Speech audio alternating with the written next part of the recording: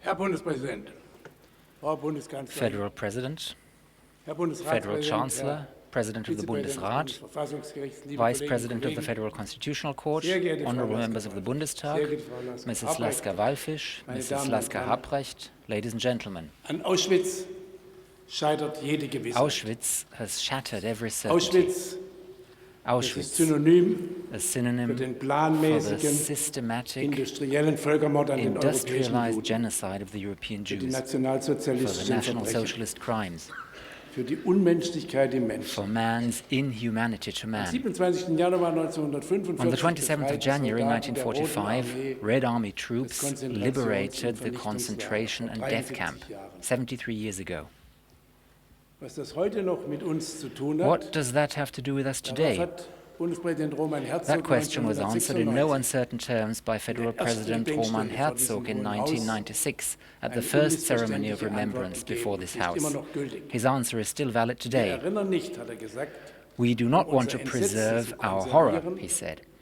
wir erinnern uns, We Lehren want zu to ziehen. draw Lehren, conclusions, die auch künftigen conclusions which Generationen future Orientierung generations geben, too damit will uns die have as an Erinnerung orientation. immer The wieder intention is lebendig thus to ist. have remembrance serve again and again as the Wir basis for a gedenken nicht living als future. persönlich Schuldige. We are not Aber aus der remembering because we Schuld, bear personal die guilt, Deutsche in den 12 but Jahren the der guilt NS-Diktatur that Germans auf sich incurred in the geladen haben, 12 years of National Socialist wächst uns dictatorship nachfolgende Generationen has eine besondere imposed a Verantwortung. particular responsibility on us, on succeeding Nicht, weil generations, Geschichte on sich all of us. wiederholt, das tut sie nie, Not because history repeats itself, sondern for weil it never an does, Auschwitz but jede Gewissheit because scheitert. Auschwitz has shattered Geschichte every verläuft certainty. weder zufällig noch zwangsläufig. The course of history is Was neither heute random unsere gemeinsame nor Vergangenheit inevitable. ist, What haben our Menschen common früher past als is ihre today eigene Gegenwart was once gestaltet, shaped im by Guten people as their own wie present, im Bösen. for good and for ill. Gestern vor 85 Jahren wurde Hitler die Macht 85 years ago yesterday, Hitler was Binnen put in kurzem power. gelang den Nationalsozialisten Within a short time, the National Socialists der ersten succeeded deutschen in Demokratie. destroying the first German Nun democracy. konnten sie ihre Rassenideologie politisch They were now umsetzen. able to turn their racial ideology into public policy in the supposed interest of a proclaimed Volksgemeinschaft, the idealized community of the German people. Die anderen The principle was as simple as can be. It was all about us and the others did not belong, were not allowed to im belong. Ergebnis mörderisch. Simple, yet murderous in its Jüdische Deutsche implications. wurden nach einer angeblich rassischen Zugehörigkeit Jewish Germans were kategorisiert. categorized on the basis of an imputed racial identity. Neighbors, colleagues, fellow pupils, and students were excluded, deprived of their rights, dispossessed, maltreated, and exterminated. They vanished from their own surroundings. Most of society condoned it. Some helped hiding friends and acquaintances by assisting them. Most were silent. How would we have acted? This question is addressed to our consciences and is put anew to each succeeding generation. Cultural anthropologist Aleida Assmann once asked what would have happened if tens or hundreds of thousands of people had demonstrated after the pogroms of the 9th of November 1938, if they had publicly proclaimed, "We are all Jews." In the context of Nazi dictatorship, this is undoubtedly a hypothetical question. Nevertheless, it illustrates what a society needs to safeguard its freedom, namely consistent opposition to any form of exclusion, before it is too late.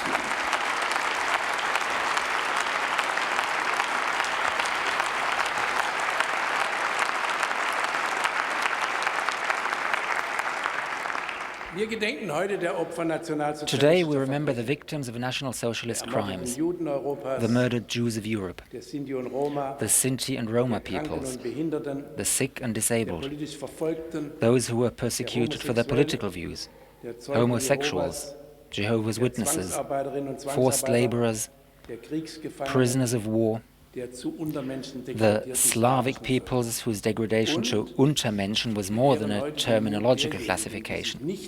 And we honor today the courage of those who would not accept the destruction of freedom and humanity, who could not accept it, who helped those who were being persecuted and harassed, who resisted. At the invitation of the Bundestag, young people from various European countries and from Israel have been spending the past few days examining the motives, forms and effects of resistance. In particular, they have focused on the White Rose, the student resistance group group in which the siblings Hans and Sophie Scholl played a leading role. 75 years ago, both of them, along with 4 other members of the group, were executed in Munich. Who could expect others to show the courage to speak out when opposition has become a matter of life and death? That is why empathy, solidarity, and moral courage are all the more important before that point is reached. To take the permanence of established institutions for granted, and indeed to rely on their continued existence, we can no longer have that certainty after Auschwitz. The rule of law, the separation of powers, and democracy itself depend on our commitment. Ladies and gentlemen, we remember the dead and pay homage to the survivors. We think of the victims all over the world who are still among us. We think of their families and descendants, for whom history is and remains deeply personal. That too is forgotten by those today who say enough is enough. Anita Lasker-Wallfisch and her sister Renate survived. They survived forced labor, detention by the Gestapo, the Auschwitz death camp, and the Bergen-Belsen concentration camp. After these experiences, Mrs. Lasker-Wallfisch, you most certainly want to take control of your life again, to lead a normal life. Not until many years and decades had passed did you decide to write and speak about what you had experienced. Your life has been featured in a powerful documentary about Jews in Wrocław. You have said that talking about and reporting on that time in your life has become, in a sense, a duty to you, an obligation to serve as the voice of those who can no longer talk about what happened to them because they were killed. Mrs. Lasker-Wallfisch, for a long time, Germany and the Germans were anathema to you. This makes me all the more grateful to you for accepting our invitation to speak to us in the German Bundestag today.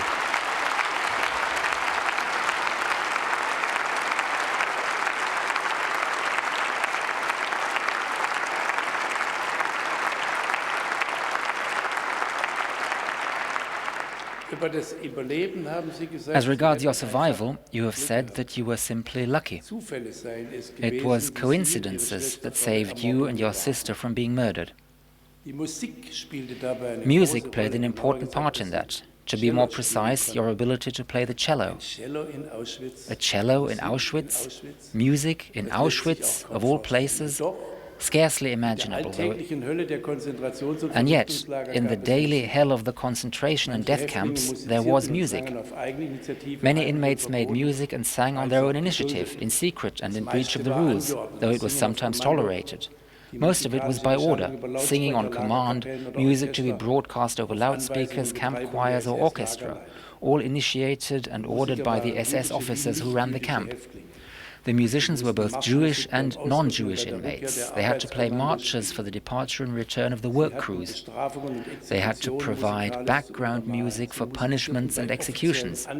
They played for official events and visits, to create an illusion on occasions such as Red Cross inspections, for instance, and to deceive and reassure newly arrived inmates. And they were also at the disposal of camp staff, enabling those men and women to relax, if I may put it that way, to the sounds of Schumann and Mozart, to the latest hits and songs from operettas, from their duties of guarding, selecting and murdering inmates. We think we know the difference between good and evil. These perpetrators managed to combine musical sensitivity and bestial cruelty. Auschwitz has shattered every certainty. Ordering music to be made to accompany murder and extermination, perverted though it was, helped some inmates to survive, thank God. Survival was not the intention of the camp authorities, but the fact remains that the cellist of Auschwitz and other members of the Birkenau Women's Orchestra could not easily be exchanged or replaced. At the same time, Mrs. Lasker-Wallfisch, music was an internal place of refuge. That is how you strikingly described it, as a place the Nazis could not take away from you, a place where you managed, thanks to your work on your instrument and in the orchestra, to maintain a shred of human dignity. We played for our lives, is how jazz musician Coco Schumann, who died on Sunday, once summed up his membership of the ghetto swingers in Theresienstadt and later on in Auschwitz. Art as a means of survival. For Marcel Reich-Ranitzky, who spoke here in 2012, it was literature. For others, it was drawing and painting. Israeli artist Yehuda Bakon, for instance, said that art helped him to survive mentally in Auschwitz and after Auschwitz. At the age of 13, he had been deported to Theresienstadt with his family. That's where he began to draw. One of his pictures shows a face in the smoke rising from the crematorium in Auschwitz. A harrowing and touching image. It's his commemoration of his own father. Bakon had to decide whether to stay with his father and die with him or try to survive without him. He was not yet 15 years old at the time.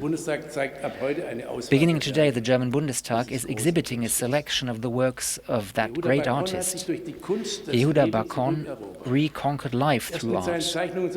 It took his drawings and paintings to provide him with a language to penetrate the invisible wall between him, the Holocaust survivor, and what he once termed so-called normal people. We are aware of that invisible wall of which Yehuda Bakon and many other survivors have spoken. What they experienced defies our imagination. But the monstrosity of those crimes must not meet with resignation. Even if we cannot comprehend the extent of the extermination ordered by the state, we must keep trying to understand how it came about. The historical constellations, developments and factors that created a situation in which a democracy could capitulate. How society in a civilized, modern and diverse country began to exclude some of its own members. How crime became the norm. Auschwitz has shattered every certainty, and it shattered trust in human progress, in the significance of history, in the civilizing power of culture, certainty as to how much suffering, pain and humiliation humans can endure, and how much they can inflict on others. Our certainty about ourselves was shattered in Auschwitz. That is why we must be sensitive, vigilant and self-critical. The more time that passes since the National Socialist era, the more importance attaches to remembrance. This is because we tend to take for granted what are actually exceptional occurrences on the vast canvas of history, namely freedom, democracy and the rule of law. We need to be collectively disturbed by encounters with historical experience, as Volkhard Knigge, head of the Buchenwald and Mittelbau-Dora memorials, once said. And there is good reason to feel disturbed. Brutalization is on the increase, particularly on the internet and through social networks. But not only there. The number of offences and acts of violence classed as hate crimes has doubled over the past 10 years. Most of them are driven by xenophobia. Every day people in our country are attacked because they look different or speak differently, because they look foreign. And their vilifiers would have them remain so. The great majority of people in this country are not xenophobic and most certainly not violent. It must disturb us, however, when attacks on immigrants, on refugees and their accommodation are tacitly condoned or even openly approved.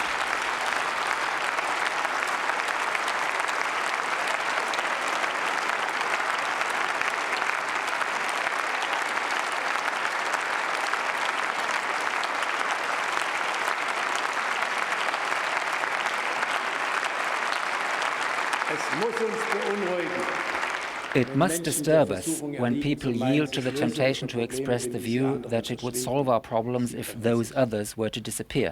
They are mistaken, and we must spell it out to them time and again. It must disturb us when a large percentage of the Jews living in Germany today report exposure to anti-Semitic hostility in their everyday lives.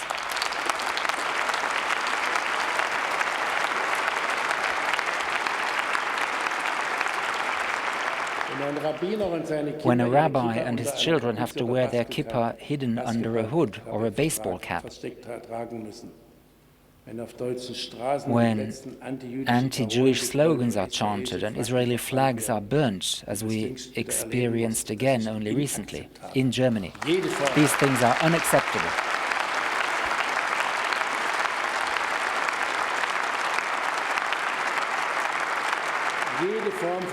Any form of anti-Semitism is intolerable, all the more so in our country.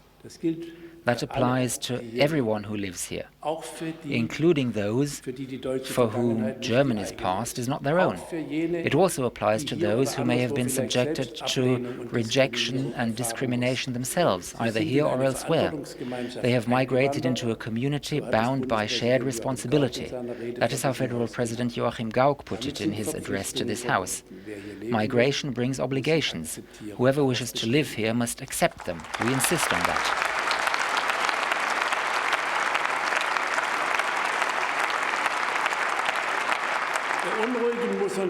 It must also disturb us that besides synagogues and Jewish facilities, dozens of mosques have been subjected to desecrations and acts of aggression, that Muslims are subjected to hostility or stereotypes are propagated of Muslims as criminals, that people's capacity to belong is being dismissed because they practice a particular religion. There must be no place in our society for intimidation and violence.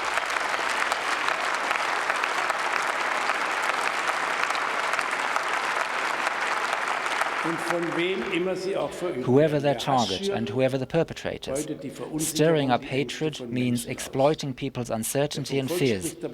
Anyone who speaks of the people but only means certain parts of the population is threatening our democratic order.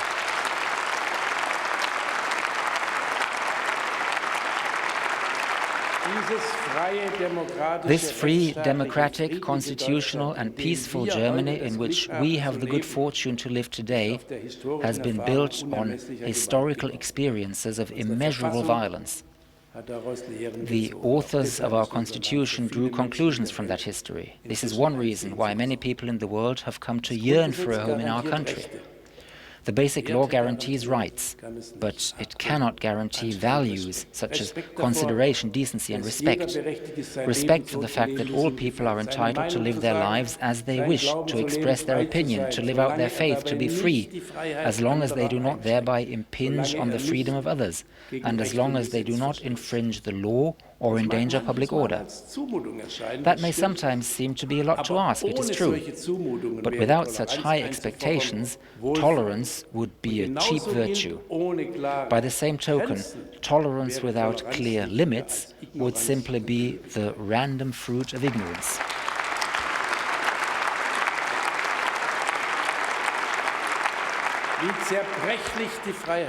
How brittle freedom is, how fragile civil society is. That is the lesson of our history. Human dignity is vulnerable. That is why Article 1 of our basic law postulates that human dignity shall be inviolable. To respect and protect it shall be the duty of all state authority.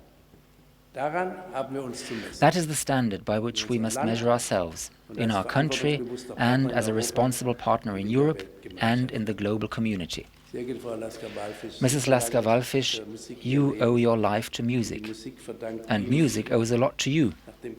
After the war, in your new home city of London, you were a founder of the English Chamber Orchestra, one of the leading chamber orchestras in the world. You have passed on your passion for music and cello playing to your son. I thank you, Professor Wallfisch, for agreeing to provide part of the program of music for this hour of remembrance.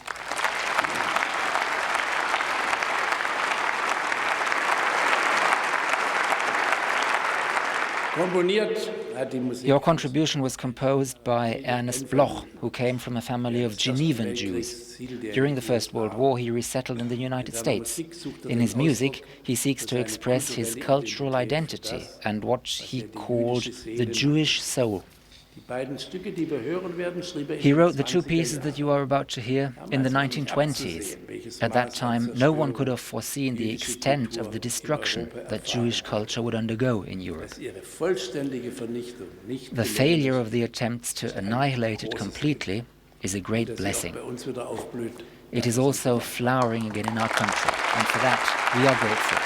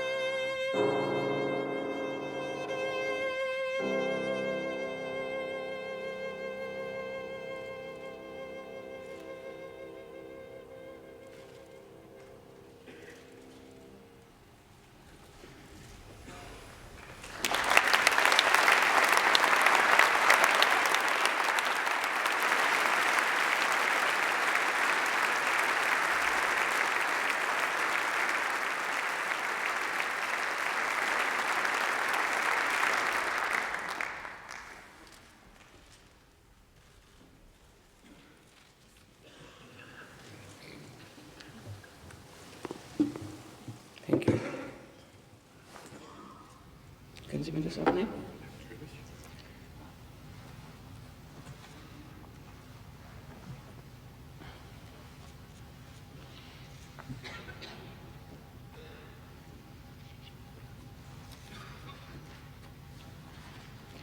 Sehr geehrte Damen und Herren, liebe Freunde, Ladies and liebe gentlemen, Familie, my dear friends and ich danke family, Ihnen für die Einladung hier im thank you Bundestag for ein paar inviting me Worte to say a sagen zu few words dürfen. here in the Ich Bundestag. bin eine der rapide I am one of the verschwindenden rapidly dwindling Augenzeugen number of der eyewitnesses damaligen to Katastrophe. the catastrophe which befell us Es all gibt those years ago. schlechthin kein Genozid, No other der so genocide is as umfassend comprehensively dokumentiert documented ist wie der as the Holocaust. Stundenlange There are Interviews hours of wurden mit interviews with Überlebenden gemacht. survivors. And you can read countless reports should you wish to, and yet there are still deniers, people who claim that all the accounts are fabricated. They send someone to Birkenau to scratch at the walls in the ruins of the gas chambers to produce proof that none of this is true. Reality is different. In January 73 years ago, Auschwitz was liberated, and the crimes against innocent people, crimes which are beyond imagination, gradually came to light. The scale of the catastrophe defied comprehension. 6 million is a number too big to grasp. Perhaps it is easier to identify with individual fates. So, if I may, I would like to describe in a few key words our career as survivors of Auschwitz and Bergen-Belsen. Renata and myself were born in this country, so we're German. Our father was a lawyer and notary at the Oberlandesgericht, the higher regional court, and our mother was a gifted violinist. They had 3 daughters, and we all learned to play a musical instrument. I played the cello with great enthusiasm. Renata played the violin rather more reluctantly. And there were some family rules which, as a child, I did not understand at all. On Sundays, for example, we would only speak French. On Saturday afternoons, my family would come together to read the classics, and my father would recount his experiences of fighting at the front in the First World War when he was awarded the Iron Cross, and we would play chess. We were honor-bound to do so, for my uncle Edward Lasker was Grand Master in America. And then it all came to an abrupt end. Our idyllic life came to an end. Radical exclusion, Jews not welcome was written on notices everywhere. We were no longer allowed to use the swim baths or sit on park benches, and we had to hand in our bicycles. Jewish men had to add the name Israel and women Sarah to their names. We were forced out of our home and into the Middle Ages. We had to wear a yellow star. And I was spat at in the street and called a dirty Jew. My father was an incurable optimist, and he could not believe what was happening. He said, surely the Germans cannot go along with this madness. In the museum at Auschwitz, there are vast glass cabinets full of human hair, toothbrushes, eyeglasses, and prosthetic limbs. Where did they come from? From Jewish soldiers who had fought at the front. This was the thanks they got from the fatherland. Then, in 1938, there was Kristallnacht, and we knew we cannot stay here, but it was too late. We were trapped. The mass shootings of Jews began soon afterwards, in 1939, with the occupation of Poland. Then, in 1942, the infamous Wannsee Conference took place. Supposedly cultured men sat around the table and discussed in earnest how best to rid the world of millions of people, millions of Jews. The only problem apparently concerned those of mixed blood. What to do with those who were only half Jewish? Should they be murdered too?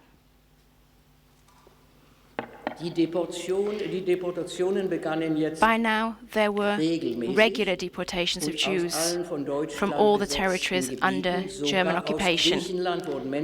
Even from Greece, people were sent to Auschwitz. Our parents were deported on the 9th of April 1942. Of course, we wanted to stay together as a family. We wanted to go too. But our father wisely said, no, where we are going, one gets there soon enough. Needless to say, we never saw them again. I was 16 years old. So my sister and I had no one but each other, and we were sent to an orphanage. But we were absolutely determined not to let it break our spirit, not to wait for somebody to take us away, to be murdered, simply because we were of Jewish descent. We were conscripted to work in a paper factory. And there were French prisoners of war working in the factory as well. We soon made contact, and that is how our career as forgers began. We started making counterfeit papers that the French could use to escape. When we realized that we were being watched, we decided to try and escape as well. Our aim was to reach the unoccupied zone in France, traveling on forged papers. Now looking back, I can see that it was an absurd idea. But what have we got to lose? Nothing at all. Of course, this last desperate attempt was bound to fail. We made it as far as Breslau railway station, but we were arrested by the Gestapo as we attempted to board the train. I'll be brief. We spent an entire year in prison, and we were extremely lucky not to be sent straight to Auschwitz. We were to be tried in a special court. I think we have one of my father's former colleagues to thank for that, a certain Dr. Lukaszek, if I remember right. By then, the civil code no longer applied. And under the new rules, it was better to be classed as a criminal than a Jew. Criminals were given a trial. Jews were fair game. We were tried on charges of attempted escape, helping the enemy, and forgery. The public defense lawyer didn't show up, and as strange as it might sound today, we didn't want anyone to defend us anyway. The longer the sentence, the better. We already knew that prison would be preferable to a concentration camp. It wasn't very pleasant. It's true. We were locked in our cells 24 hours a day. The only break from the monotony, a half-hour shuffle round the prison yard in total silence, hands behind our backs. But at least not as a rule, prisoners were not murdered. The sentence was 3.5 years of hard labor for Renata and 18 months in prison for me. We didn't serve out our sentences, and after a while we were sent to Auschwitz separately. It's hard to believe, but I was required to sign a document saying that I was going to Auschwitz voluntarily. By then people were aware of what was going on at Auschwitz, but no one wanted to believe it. But it was true. So, when I arrived in Auschwitz, I tried to prepare for the worst, an almost impossible task. But events took a different turn. I was not sent to Auschwitz on one of the mass transports of Jews who were sentenced to live or die on arrival at the ramp. I arrived in Auschwitz as a convicted criminal, and it was better to be a criminal than a Jew. We were Karteihäftlinge, we had criminal records. My head was shaved, and the number 69388 was tattooed on my left arm. Anita Lasker no longer existed.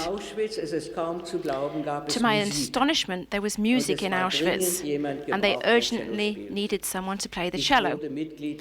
So I became a member of the camp orchestra in Birkenau. The director was Alma Rosé, the niece of Gustav Mahler, and daughter of Arnold Rosé, who was the leader of the Vienna Philharmonic for many years until he was dismissed because he was a Jew. The orchestra was based in Block 12, close to the end of the road into the camp, just a few meters from Crematorium 1, and with an unobstructed view of the ramp. We could see everything: the arrival ceremonies, the selections, the columns of people walking towards the gas chambers, soon to be transformed into smoke. In 1944, deported Jews began to arrive from Hungary, and the gas chambers could not keep pace. As Danuta Czech describes in her remarkable book, Auschwitz Chronicle, Camp Commandant Huss ordered 5 new burning pits to be dug. So many transports arrived that sometimes there was no space in Crematorium 5 for all the bodies. And if there was no room in the gas chambers, people were shot instead. Many were thrown into the burning pits whilst they were still alive. This I also saw with my own eyes. Even if you were not sent straight to the gas chamber, no one survived in Auschwitz for long. The most you could expect was about 3 months. But if they needed you for some reason, you had a tiny chance of survival. I had that chance. I was needed. We played marches at the camp gate for the prisoners who worked in the nearby factories. IG Farben, Buna, Krupp, etc. And we gave Sunday concerts around the camp for the people who worked there or anyone else who wanted to hear us play. For many, hearing music being performed in this living hell was the ultimate insult. But for others, perhaps, it was a chance to dream of another world, if only for a few moments. Renata had been sentenced to hard labor and arrived in Auschwitz later than I did. And completely by chance and against all the odds, we managed to find each other. Birkenau was so big, I can hardly describe the state my sister was in. A skeleton with open wounds on her legs, which simply never healed. Of course, we all had typhus, and there was no escaping the lice. And then there was the hunger. I won't dwell on that. In some ways, a quiet death would have been a merciful release. Amazingly, she survived. Suddenly we were told, line up, Jews on one side, Aryans on the other. That could only mean one thing, the gas chamber. But we were mistaken. Instead, we were loaded into a cattle truck. Renata quite simply came with us. We were determined not to be separated again. We were driven west to Bergen-Belsen. Auschwitz was cleared, and the gas chambers were dynamited, albeit not entirely successfully. Who would have believed that we would ever leave Auschwitz alive and not as smoke? Was it any better in Belsen?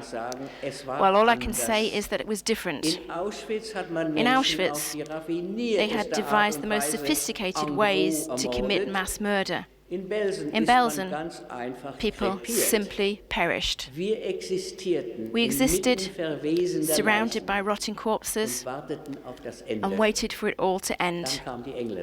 And then the British arrived, and we were liberated. On the 19th of April 1945, I was 19 years old. I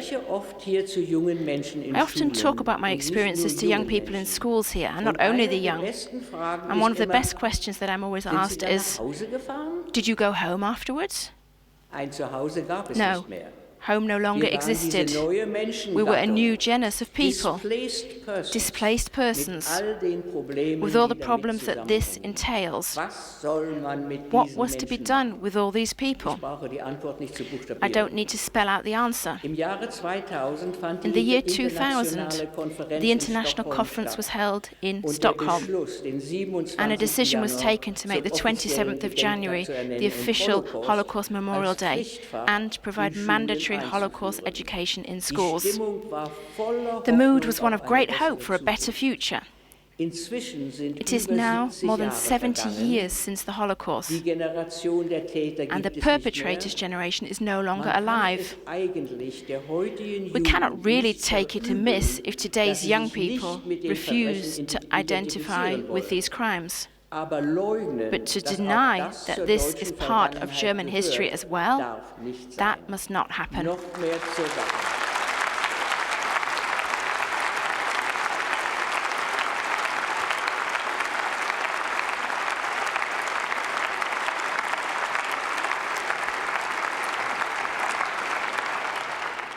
Noch mehr zur Sache kann gar nicht sein.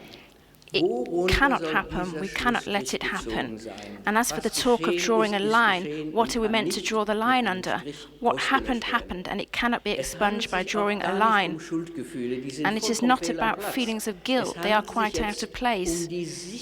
Nowadays it is about making certain that it can never, never, ever happen again.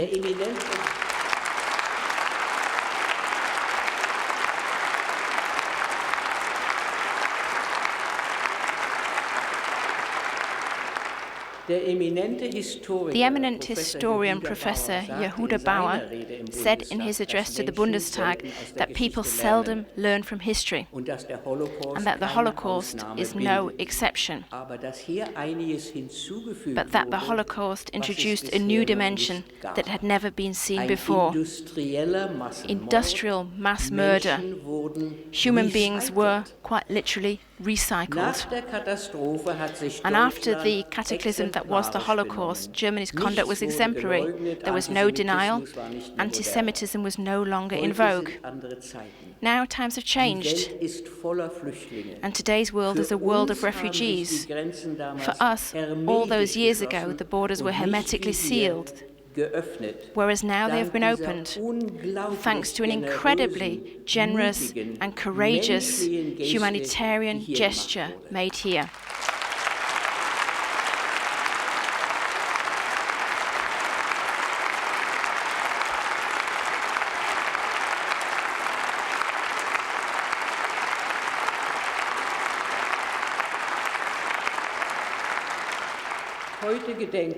Today, we remember the millions of innocent victims, but we should also remember the courageous helpers.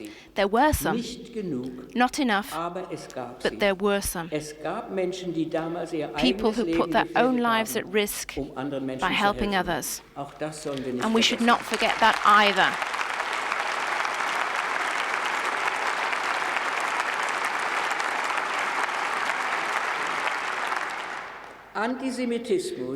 Anti-Semitism is an age-old virus, which is 2,000 years old and apparently incurable.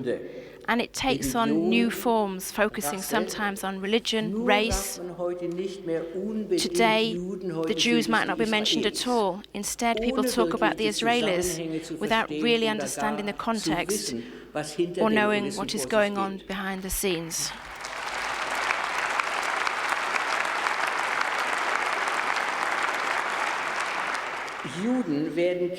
Jews are criticized for not having defended themselves. That simply confirms how impossible it is to imagine what it was like for us back then. And then the Jews are criticized for defending themselves.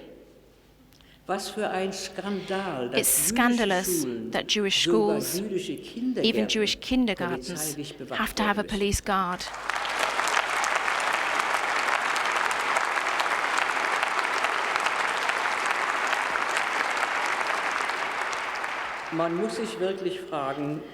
We should be asking why. There are no excuses nor explanations for what happened all those years ago.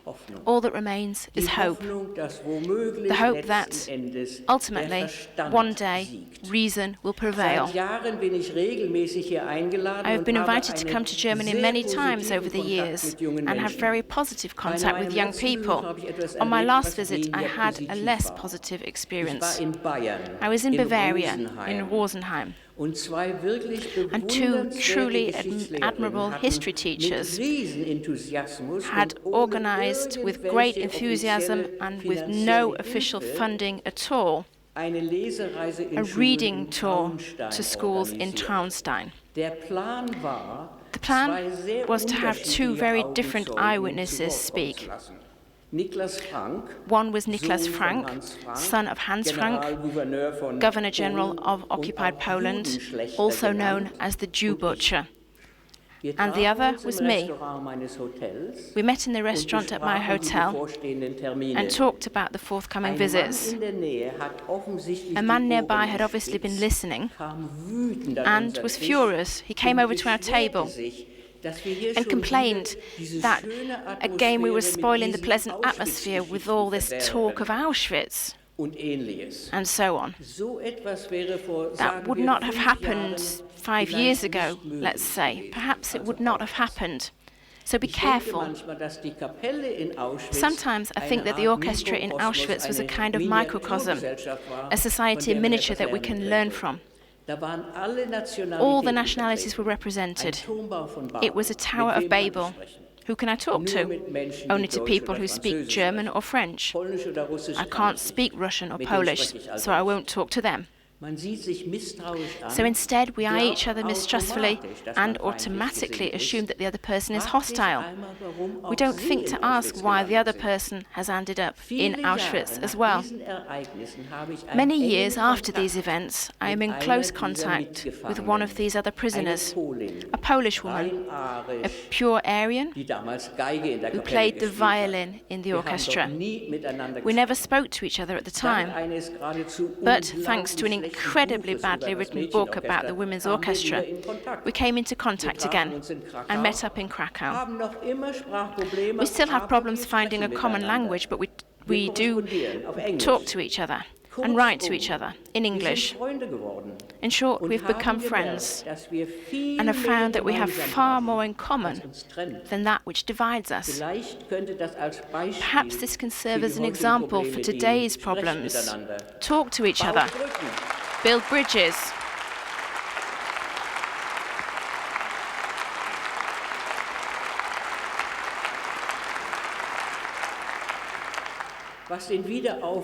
And as for the resurgent anti-Semitism, ask yourselves, who are the Jews? Why do we come across them everywhere? Is it perhaps because they were driven out of their homeland 2,000 years ago and dispersed across the world and have been searching ever since for a place where they hope to live in peace and not to be murdered? So Jews does not work as a collective noun, they are simply people, people with an unusual history, it's true. So often the scapegoat, persecuted, murdered and defamed. What is positive is that on the 18th of this month, this House unanimously adopted a resolution stating that anti-Semitism must be combated resolutely. We can only hope that you win this fight. The future lies in your hands. 8 years ago, Shimon Peres, the then president of the State of Israel, gave an address to this House in which he said, "While my heart is breaking at the memory of the atrocious past, my eyes envisage a common world, future for a world that is young, a world free of all hatred, a world in which the words war and anti-Semitism will be dead words." Is this utopia? There were endless difficulties to overcome before the two of us could leave Germany. It took almost a year, and I swore that I would never set foot on German soil again. I was consumed by a boundless hatred of anything German. As you see, I broke my oath many years ago, and I have no regrets. Hate is toxic, and ultimately, those who hate poison themselves.